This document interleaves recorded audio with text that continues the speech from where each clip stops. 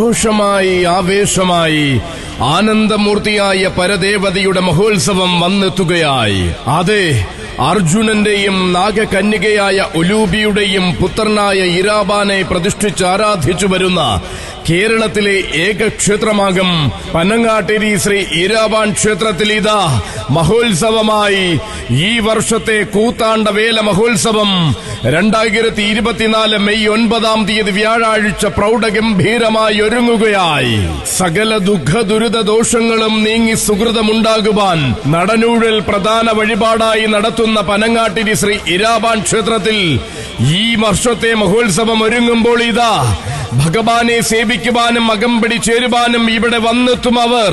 ആഘോഷത്തിന്റെ നായകൻ താനെന്ന് ശ്രീ വടക്കും നാഥനെ സാക്ഷിയാക്കി തെളിയിച്ച ആ വീരനായകൻ പൂരം നയിക്കുവാൻ യോഗ്യനായി പൂരനഗരിയുടെ അഭിമാന താരമായി മാറിയ കളഭശ്രേഷ്ഠൻ വരികയാണവൻ.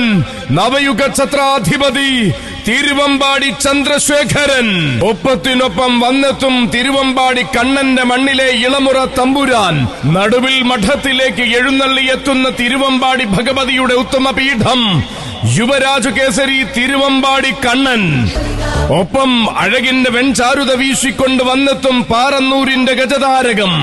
അഴകിനൊപ്പം ശാന്തതയും മുഖമുദ്രയാക്കിയ കൊമ്പൻ ഗജകേസരി പാറന്നൂർ നന്ദൻ.